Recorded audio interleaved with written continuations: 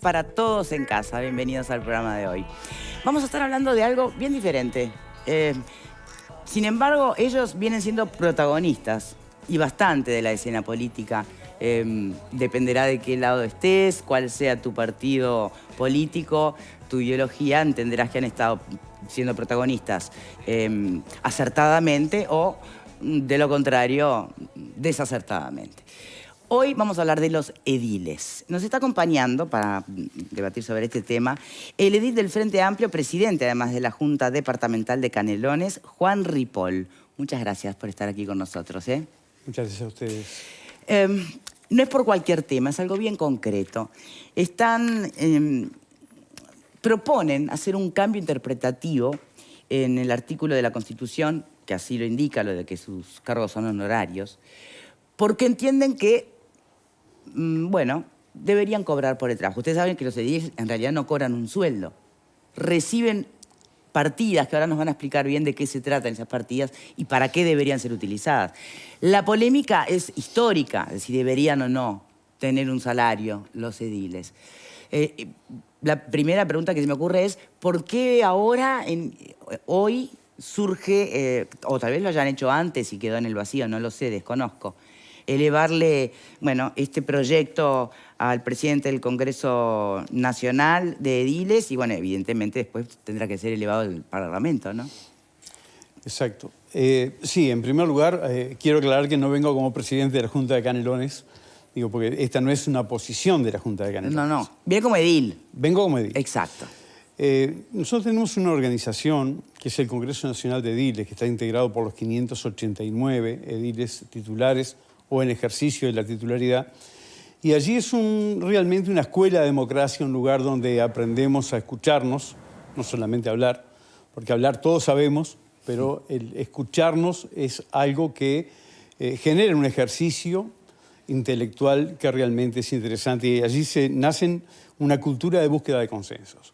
En ese lugar hemos planteado un tema que ¿Dónde se pierde esa cultura después? Porque de edil llegan al Parlamento más y a veces se pierde la cultura. Sin embargo, cuando vemos los países vecinos, vemos que tenemos una cultura democrática y de convivencia muy superior a cualquiera de ellos. Y de tolerancia, además, que no es poca cosa en la sociedad actual.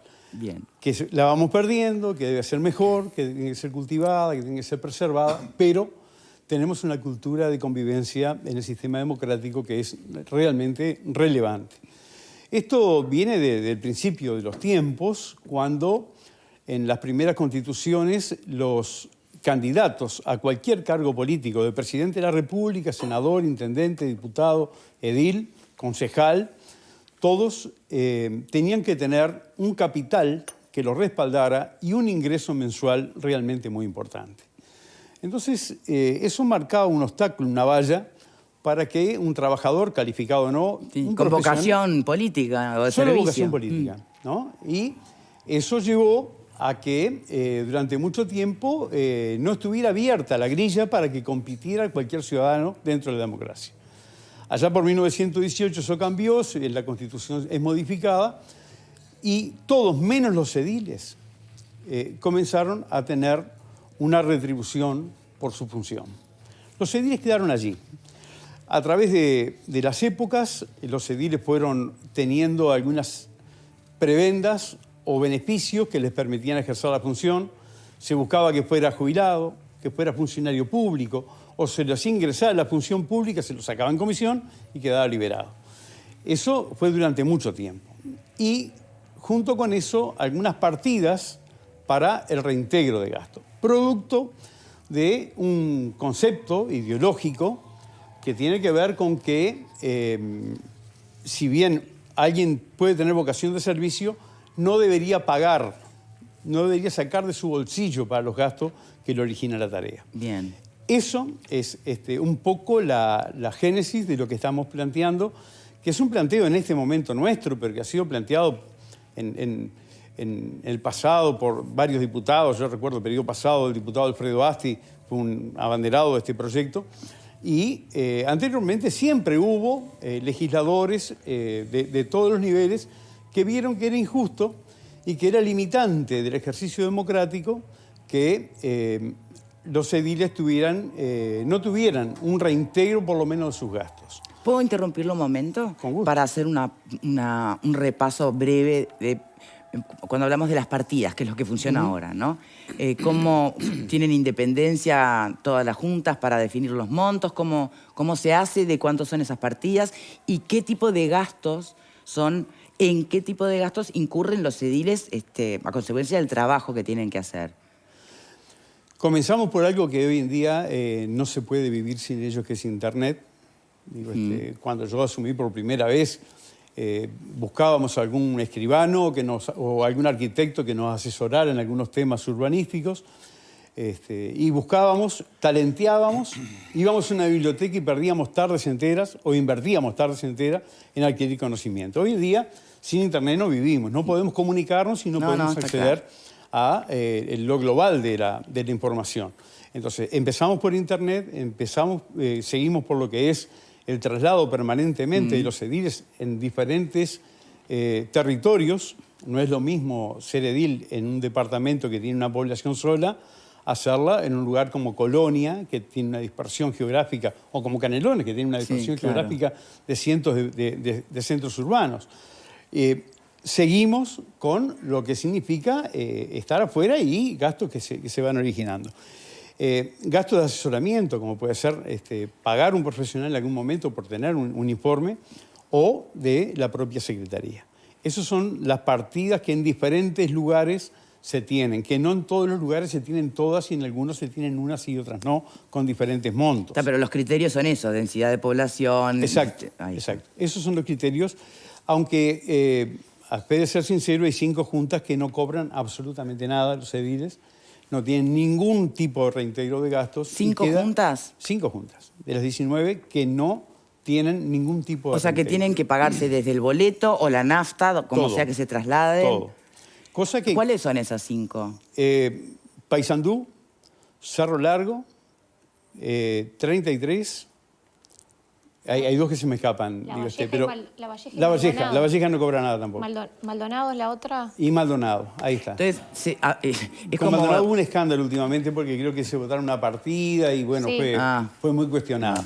Pero, Entonces, ¿qué? Se supone que eso vuelve como a la época de antes. Exacto. De forma no explícita, digamos, pero tenés que ser solvente económicamente, no trabajar de más nada para poder darte el lujo de poner tu vocación a la patria al servicio y sin cobrar un peso y poniendo de tu bolsillo. Ahora, ¿por qué es eso? Porque la Constitución tiene un artículo, el 295, Sí. que aclaramos que el término edil no figura en ningún lugar de la Constitución, solamente en la ley orgánica. En la Constitución dice los miembros de las juntas departamentales serán honorarios.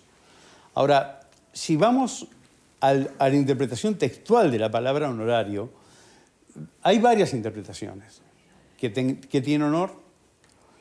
En algún caso puede significar algo parecido a que no cobra, pero nunca significa plenamente que no puede cobrar. Pero esa interpretación se dio desde el principio de los tiempos y es aplicada con un rigor de presión social que realmente creemos que es el momento de discutirlo. Poner arriba de la mesa. ¿Significa que la función del edil tiene que ser onerosa? ¿Es sinónimo de que tenga que pagar para ejercer el trabajo? Digo, creemos que no. Entonces nos planteamos un proyecto que conversamos con ediles de varios partidos y lo presentamos en el Congreso Nacional de Ediles a los efectos de que se pueda discutir, se pueda perfeccionar y que sea presentado en las 2 cámaras, previa conversación con los partidos políticos, a los efectos de que pueda tener un andamiaje, un correr que no sea trabado, además por lo que es el prejuicio de estar enfrentando a la población en este tema donde la gente dice, no, pero los ediles se quieren enriquecer. Y no, lo que estamos planteando es... El punto es, ¿cuál es la lógica de que hoy alguien trabaje sin cobrar? Exacto. En un cargo político, público. Esa es la pregunta básica, ¿no? ¿Por qué tendrían que seguir trabajando sin cobrar? Pero permítame que ahí repregunto. Bien. Esas partidas que reciben, ¿se puede...? ¿Hay un prorrateo? ¿Usted puede decirme ¿De cuánto dispone usted como edil por mes para tener una idea? Porque capaz que otros dicen, no, pero la partida pasa a ser el sueldo. Bueno, no sé, porque de ahí se pagan gastos básicos. No sé si queda algo como para... Dígame usted. Para decirlo en criollo, queda para comer un refuerzo mortadela. Está, bien. Digo, para decirlo en términos muy simples, digo, son muy diversas, depende del departamento. Van desde 12.000 pesos hasta 160.000 pesos en algún departamento. Digo, que normalmente en esos montos no son cobrados por ediles, sino que son destinadas a gasto de secretaría. ¿Tá? Lo que nosotros estamos planteando es... ¿eliminar esas partidas y dar sueldos? No exactamente. Tener un reintegro que sea racional, que sea discutido, que tenga el aval del Tribunal de Cuentas. En Canelones, aclaro, del 2010 tuvimos varias entrevistas con el Departamento Jurídico del Tribunal de Cuentas y con ministros y logramos que el Tribunal de Cuentas acepte varias de estas partidas como legales, condicionando una vez en el quinquenio que podrían llegar a significar una retribución encubierta. Claro, una vez en los 5 años. Ese es el y tema, después ¿no? queda laudado el tema para Canelones, pero no estamos planteando el tema de Canelones, ni el tema particular de uno. Yo, por ejemplo, en este momento soy jubilado. Durante 30 años tuve un pase en comisión que mi organización política lo ejercía, bien o mal, se estará de acuerdo o en desacuerdo, pero me liberaba para el trabajo político a pleno. Claro. Digo, y esto pasa con muchos ediles hoy en día, de todos los partidos, ¿verdad? Digo, la forma que se busca el subterfugio para que puedan desarrollar una tarea que... O sea, ¿pero hasta dónde sería entonces blanquear? Justamente no por el lado de un salario, sino de... Porque además si hay mucha gente que ya está jubilada, tampoco podría Exacto. formalizar un ingreso ante BPS y demás. Entonces... No, lo que estamos planteando es que el reintegro de gastos de los ediles sea la compensación que se tiene racional y lógica y cristalina, que todo el mundo sepa lo que se cobra, para qué se cobra. Exacto. Con la rendición de cuentas que, por ejemplo, tenemos en Canelones, que está colgada en la página, digo, no tenemos misterio. Digo, pero nos parece que el cristalizar esta situación, el darle un marco mucho más legal y reconocido, hace, en primer lugar, a la jerarquía de la persona que ejerce la tarea y de la tarea misma. Entonces, vamos por ahí, que cada junta, en el marco de su autonomía, defina cuáles son las partidas y una vez logrado este acuerdo en el Congreso de Ediles, remitirlo al Parlamento para que se tomen las medidas de interpretación auténtica del carácter honorario de los ediles.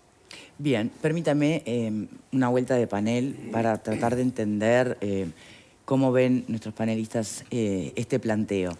¿Cuál les parece a ustedes que es el debate de fondo de este planteo? ¿Qué pensás, Pepe? Y el debate de fondo sería si una persona que trabaja tiene que cobrar una retribución por ello. Y ahí me parece que ya no hay debate, se cae. Es obvio que sí, que lo tiene que cobrar. ¿Por qué no habría de cobrarlo? ¿Por qué no nos cuestionamos, por ejemplo, cuánto gana un legislador? No lo cuestionamos, nos parece perfecto. Pero sin embargo no nos cuestionamos por qué un edil que realiza una tarea también de legislador comunal no percibe un dinero por ello. Me parece que el tema de fondo es cuánto debería ganar, quién se hace cargo de ese pago, qué retribuciones deberían tener, por qué, para qué, ese tipo de preguntas que yo me las formulo cada vez que veo, por ejemplo, el salario de un legislador y lo comparo con el salario de una maestra.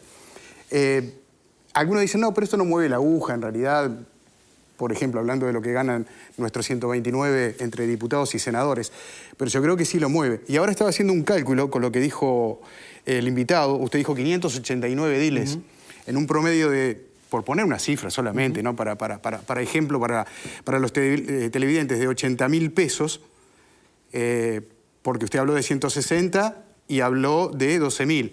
Bueno, buscando un intermedio ahí, estamos hablando de 47 millones, poco más de 47 millones de pesos, que a la cotización actual del dólar serían algo así como $1.178.000 por mes, que en un quinquenio, o sea, en una administración, estaría arriba de los 7 millones de dólares. La pregunta es de dónde sale esa plata. No estoy diciendo que no haya que retribuir, pero estamos hablando de algo que hoy no estaría en el presupuesto y que por lo tanto sería, sin duda, para los contribuyentes un aporte más. ¿Sería seguir agrandando burocracia? Pero en los hechos están y trabajan, claro, bueno, y cumplen una función. Me parece que forma parte de la inequidad del Estado muchas veces con este tipo de cosas. O sea, no puede ser que alguien esté cobrando un salario por ejercer la tarea de contralor, como puede ser un legislador, y que otro que tiene que hacer una tarea de contralor a nivel comunal no lo esté cobrando. No entiendo cuál es la diferencia. Por eso para mí el debate cae ahí. Bueno, hay gente que cree que no hacen nada, hay gente que dicen que ya están quedándose con las partidas. Yo no sé, tal vez haya un gran desconocimiento de desinformación sobre la tarea del edil. ¿Cuál es la tarea del edil? ¿Hasta dónde llegan sus potestades? Sí, si me permite, Victoria, me gustaría puntualizar que estas partidas se están cobrando, legalmente o en el borde, pero que no implicaría un gasto extra, sino que sería la legalización completa y absoluta y la cristalinización de esta partida. Los ediles tenemos 3 tareas. Una es legislar, que es la fundamental y básica. Yo cuando asumí por primera vez era poco lo que legislábamos. Hoy en día los concejales ejercen determinado tipo de funciones que antes hacían los ediles y se trabaja mucho en legislación. Es controlar al Ejecutivo, que en eso yo creo que es fundamental, es la diferencia entre democracia o no, porque cuando el gobernante no tiene control, puede ser muy bueno, puede ser muy capaz, puede ser muy honesto, pero a la larga siempre hay flexibilidades, porque somos seres humanos y estamos expuestos a bajar el nivel. Y el de representar. Esos son los tres roles de los ediles. En el de representar está ese trabajo de ir hasta la sociedad civil en forma permanente. Escuchar reclamos, pedidos, solicitudes. Exactamente. Y discutirlo y elevar minutas de aspiración al Ejecutivo, las conversaciones, el empujar trámites de otros que a veces no se ven y que no forman parte de nada que no sea lo que se debe hacer, el asesorar a la gente. Es sorprendente cómo la población normalmente no tiene idea del 1% de los trámites que se tienen que hacer, que son simples, que son sencillos. No sabe dónde hacerlo ni cómo presentarse. Y el arrimar un formulario, el explicarle en qué página puede presentar un reclamo, es algo que hacemos permanentemente y no es nada raro ni curioso, digo, pero ese puente con la sociedad es uno de los roles más importantes e invisibles. Porque además, si las cosas salen bien, cumplimos con nuestra obligación. Si al vecino la cosa le salió mal, bueno, tenemos que ponernos un casco. Lo que tenemos ahora es que hacer la primera pausa. Y me imagino que hay mucha gente que está pensando, ¿y el alcalde entonces para qué está? Si en esa trayectoria de descentralización de gobierno hay hasta un alcalde que sí tiene un muy buen sueldo en algunos casos, ¿no? Entonces, ¿dónde quedó el rol del edil? ¿Son necesarios, además entonces, los alcaldes, los concejales? Tal vez sea una cuestión de falta de información. Vamos a aprovechar hoy para interiorizarnos un poco más. Pausa y ya venimos.